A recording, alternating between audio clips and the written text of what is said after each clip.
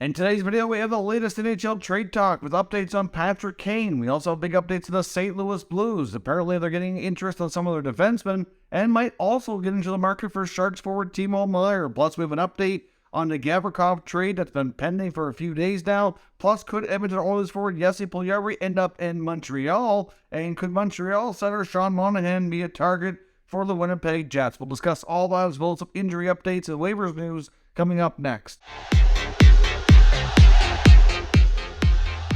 So welcome back to another video here at Top Shelf Hockey. As I mentioned, we have a lot to cover here today. Before we jump into the news, I just want to take a minute and acknowledge a lot of our great fans that have been watching the videos and buying the merchandise. We've had a 25% off sale running for the past 10 days, and I must say I'm thoroughly happy and impressed with the sales. Have been phenomenal, so thank you again for all of your support.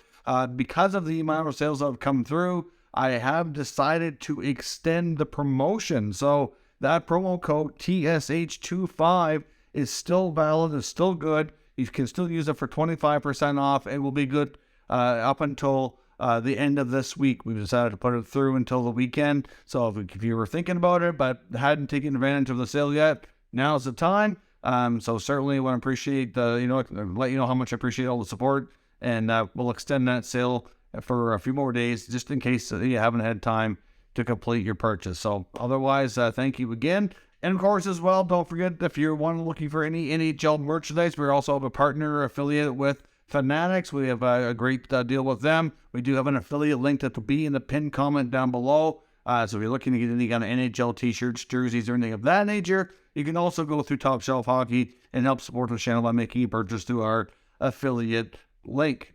Now on to today's video. I do have a couple of keynotes to look at this day in hockey history. I do that every once in a while when there's some key moments in the past that I want to kind of acknowledge the anniversaries of. A couple of big things happened on February the 21st in the past. First up, February 21st, 1974. So the untimely death of Tim Horton, of course, especially if you're Canadian, but I know a lot of Americans are quite familiar with the Tim Hortons restaurant chain as well. It's kind of become a huge part of Canadian pop culture, and certainly a big part of Canadians' pastime. Of course, it's arguably the most popular coffee, I think, in Canada. They've expanded well into the U.S. Coffee donut shop. He obviously had a big role in getting that started before his untimely death, but essentially in 1974, he was probably fair to say he would have been near the end of his playing days anyways. He was playing at that point for the Buffalo Sabres. He had played a long time for the Toronto Maple Leafs prior to that.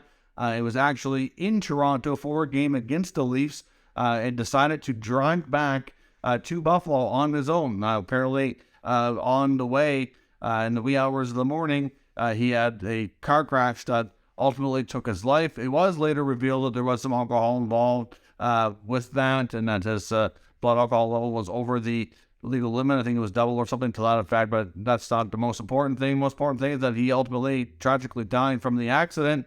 And, of course, his Tim Horton donut shop and coffee shop chain did go on to grow exponentially from there, but his name, largely because of his playing days as well as the restaurant that he started, is, quite famous, and that was an unfortunate big part of history in that sense. On February 21st, 2002 was also a big day in hockey history. We saw the Canadian women's Olympic hockey team win the gold medal by defeating the U.S. team, but it was more almost remembering the interview that Hayley Wickenheiser, Canadian top forward, had conducted after the game with CBC, talking to Don Cherry, and I can't remember who the other reporter was, where she was absolutely ripping. So a lot of people refer to it as a badass interview, but Hayley went on to say that essentially that she was steaming mad that the United States were apparently walking and stomping on the Canadian flag in their dressing room earlier, one of the intermissions, and now she wants to know if they'd like her and her teammates to sign it for them. We later found out, I'm not sure how long it was, but it was later conducted that information that was given to the Canadian team with the U.S. players walking on their flag in their dressing room turned out to be false, wasn't true.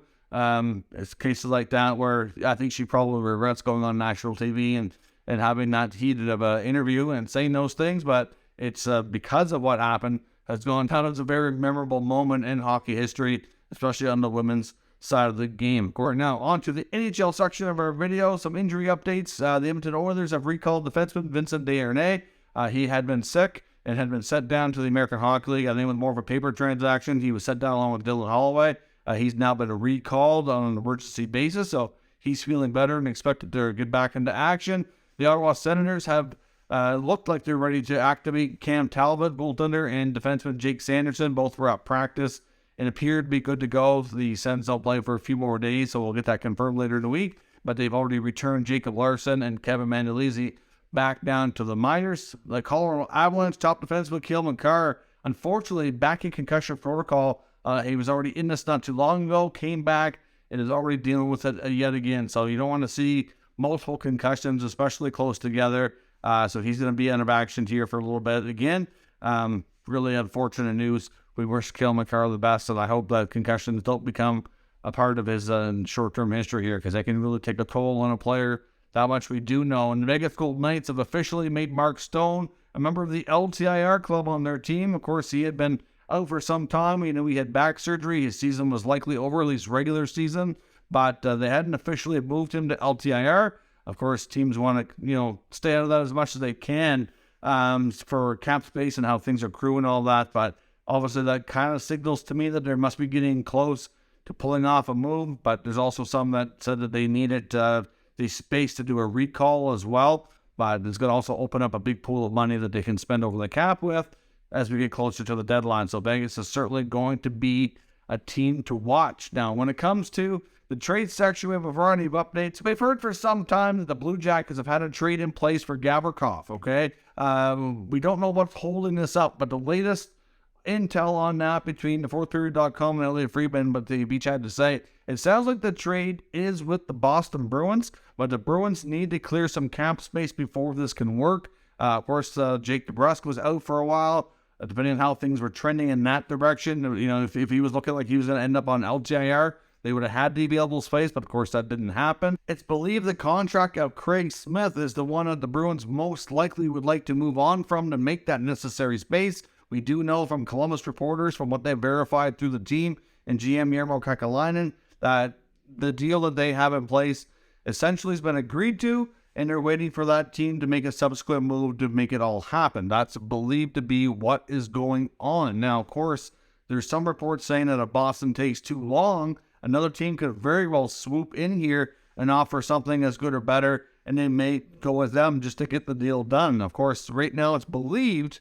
that the return package from the Bruins for Gavrikov would be a first and third round pick. Now, that might seem like a hefty trade, hefty return package, but that seems to be the going rate for some of these defensemen, especially defensemen with, favorable contracts. You could say there was some reports out there as well that the Bruins also had some interest in Matt Dumba. Some people think that the right side should be more focused on than the left, because they do have a decent amount of left shot defensemen. To me, the Bruins decor is pretty good. You can never have enough depth, though, that's for sure. But I don't know. I mean, they've already got Lindholm and Grzelcyk and forward. They have Mike Riley down in the minors. Gavrikov is certainly an upgrade on a couple of those guys, though. So debatable what they end up doing, I don't know. Dumba's contract might be a little bit too much for them to handle. Hard to say, but the Bruins and the Jackets are basically in limbo here until the Bruins can figure things out. Like I said, there was nobody on waivers today. I wondered if they might put Craig Smith on waivers, but that's not going to move the entire contract. You can only bury a portion of it if he gets sent to the minors if he clears. So at the end of the day, I'm not sure what they're going to be able to figure out there, and it could get stalled, and another team could swoop in. Difficult to say. Now, the St. Louis Blues, we've seen them make some significant trades lately, trading Vladimir Tarasenko to the Rangers, and then Ryan O'Reilly and Nola Cherry to the Toronto Maple Leafs. They now, counting their own, have 3 first-round picks in the 2023 NHL draft. It's also believed they may not be done selling off pieces. Of course, Ivan Barbashev, another player that's expected to be dealt, could also bring them a high pick. May or may not be a first-rounder, but it's possible it could be. If not, they're probably going to be looking for a higher second-round pick would be, preferable. But if they can get into the first round with a trade for him, I think they would like to do that. That's likely. Sounds like it's right around the asking price, given Barbashev's contract is also favorable for a lot of teams to handle. He's not making a ton of money. And they're also getting interest on some of their defensemen. Apparently, Torrey Krug and Colton Parayko are both getting a decent amount of interest from other teams. I don't think Doug Armstrong's out there actively shopping them. But essentially, you can take a look at this and say, the Blues are in a spot that doesn't make sense for them to have a ton of players that are kind of older into their later 20s and 30s, when they seem to be kind of handing over the next core of the team to like Jordan Kyrou, Robert Thomas. It sounds like they want players more in their mid-20 range. Like, I'm not even sure the Blues really want to tear things down to the point that it's a longer rebuild. I don't see that being the action plan here. And based on the information provided from Elliotte Friedman in the latest 32 Odds podcast and other reporters like Dave Pagnotta, Frank Cervalli, it sounds like they're willing to entertain some of these other veterans being moved, but they certainly want to keep some of them as well. And I think if they would move a defenseman, if it works out, it's going to be challenging, because their top 4 defensemen have all been given a no-trade clause. So with Krug and Parayko, Krug has 4 more years at $6.5 million, whereas Parayko's only in year 1 of an 8-year deal at $6.5 million. So Krug's got less term and arguably, the better defenseman in my opinion. I think, well, it depends on what you want, right? Krug's certainly the quicker offensive defenseman. Parayko's got the size. It's kind of like night and day of how they're built, and how they play. But Parayko, I don't think he hasn't had a great season. And listening to the Blues fans, they've been disappointed in his play for quite a bit here. So at the end of the day, I don't know that either of those players are going to get moved because it's complicated. We're talking about more term, more money, and willing to waive their no trade. But Friedman and Pagnotta both mentioned that they believe that Doug Armstrong will likely have some conversations, see if any of these guys are interested in moving, and kind of go from there, see if they can retool here a little bit. But the belief amongst other NHL franchises is that, from what they're saying to these insiders, that when they're having conversations with the Blues, it sounds like the Blues are looking for players in that 23 to 25 range. They want players that are already established and kind of hitting their prime, so to speak, so they can find some trades for some players in that age range, and they don't have to completely tear things down, which is not what they want to do. They should be able to get back to prominence a little quicker than you would normally think after a big sell-off like this. I mean, I don't suspect they're going to go into the 2023 draft with either 3 or 4 first-round picks. If they can get another one with some of these trades they're working on, they're definitely not going to do that. They could also get in on Jacob Chychrun as well. They could use 2 first-round picks if they want on a high-end player, which leaves a lot of people speculating, and based on insider reports, that they are kind of kicking around a Timo Meier a little bit. Now, they basically are rumored to be just entering that conversation, so I don't know how far things are going to go. But the fact that they have some decent prospects that could be included, and they have 3 first-round picks with potentially another one coming from the Barbashev trade, that could be very interesting. They would have a shot at getting a guy like Meier or Chychrun and could certainly use them to build around. But it doesn't make sense for me for them to acquire Chychrun unless they're able to move like a Parayko or a Krug. That, to me, becomes redundant with what else they have in the lineup. They also have Justin Falk there, too. They don't need all of those guys, especially if they're going to be going through a couple of years of a retooling situation here. So, to me, the Blues are going to be a very interesting team to watch. We could see them move a veteran return. We could see them move more pending unrestricted free agent like Barbashev, and we could see them get in on some other hockey deals like Chychrun or Meier. They're certainly in the mix. Be interesting to see how it all plays out. Now, Patrick Kane, of course, tonight could be possibly his final home game with the Blackhawks. It's believed by some that he might be giving his decision to the Blackhawks today. We may or may not know that publicly. I don't expect them to put out an announcement of any sort saying that Kane's agreed to waive his no trade, because even if they do, they're not going to tell us which teams he'll waive for. But as I talked about yesterday, it's believed that there's still a mathematical way for him to get to the Rangers if they want him. The Leafs could probably do it too, but not without something coming off their roster. It's not impossible and a little more challenging, but it's believed that teams like Vegas, Dallas, and to some degree Carolina. Carolina's typically not in the rental market, though.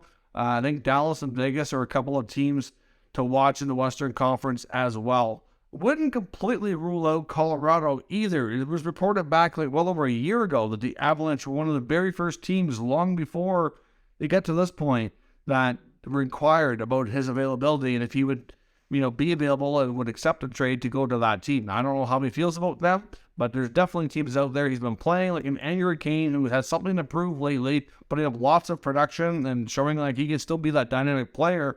So you have to think that, this could be a big step tonight. If he gives them their decision today, saying, I'm willing to be traded and here's where I'm willing to go, they might hold him out for trade-related reasons, which could make tonight his last game, but we don't know that for sure. We'll have to wait to be seen, but we do know that he's playing with a purpose lately and it'll be interesting to see how things play out there. And in Montreal, it's believed that there is interest from the Habs to acquire winger Jesse Puljujärvi from the Edmonton Oilers. We know that the Oilers have been looking to unload his contract and get him a fresh start for a very long time. And at this point, the Montreal Canadiens are in the mix, according to different reports. The main insider linking the Habs to Puljujärvi is Dave Pagnotta of the fourthperiod.com. So we'll see where that goes. I know that the Oilers like to do things at the deadline. We've heard that they're also another team to watch for Patrick Kane. There could be other players that they're looking at as well. So at the end of the day, moving his contract could be surely valuable to them, to helping opening the door to do other things. So Puljujärvi to Montreal might be something we see. And Montreal is also apparently getting interest from Winnipeg on Sean Monahan. Now, the interest is probably minimal right now, given the fact that Monahan's been out injured for about 2 months. I would imagine teams would like to see him play at least a couple of games before the deadline to see where things go. But with guys like Horvat and O'Reilly already off the market, teams are starting to, be a little bit under the gun if they're really looking to add a center to their, especially their middle six part of the lineup. Teams like the Avalanche and the Jets, who are, that's kind of the main areas they're looking at. It's going to get interesting. Now, Winnipeg doesn't necessarily have to go the route of adding a center. They do have Lowry down to number 3 spot. They have Dubois and Scheifele in the top 2 spots. So they don't absolutely need Monahan, but they could give them some more options and maybe move Dubois to the wing and load up their higher lines a little bit more as well. It gives them some different looks to go with. So we'll see where things go. But Sean Monahan's a player that's going to be interesting to watch. I think he started off really good for Montreal. But again, like the book on him and the concern for him for the longest time is that he can't stay healthy. He finally gets healthy after sitting out a long stretch with Calgary, gets moved to Montreal, starts really good, and then boom, here we are again. An injury that was, looked to be a few weeks is now in 2 months. So we'll see where this goes, but Winnipeg possibly could be a landing spot if he can get back and show that he's a worthy player worth picking up. So let me know your thoughts on all of today's news and rumors down in the comments. We'll discuss further. If you're new to the channel, of course, make sure you subscribe and stick around. We'll keep you up to date with the latest news, rumors, and analysis of all 32 NHL teams. Thank you for watching, and I'll catch you next time.